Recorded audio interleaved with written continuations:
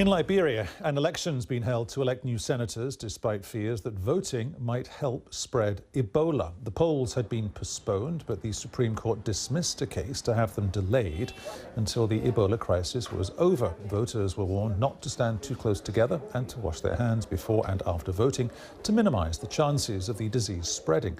But first reports say turnout has been very low. Our Africa editor, Harper, with more. It's significant, but it's not surprising, even though the rate of infection in Liberia seems to have slowed.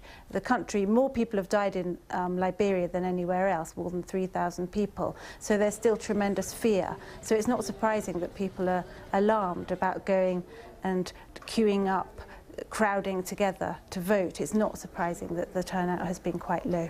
The UN Secretary-General Ban Ki-moon, he's been doing, in effect, I guess, a round-robin tour of many of the West African countries so deeply affected by this.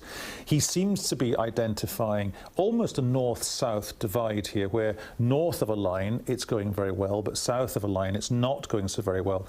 Is that actually the case, or is that just perception? In some countries, for example Guinea, it is in the south that there seems to be this continued high rate of infection, and it is in the south that there are these communities that live in very isolated areas, forested areas. They're very superstitious people in general, and so that is translating into this fear about Ebola.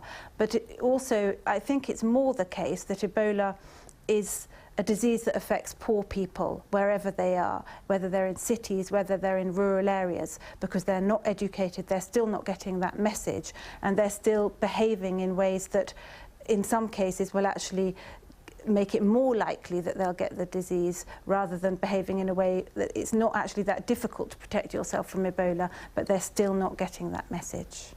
Harper talking to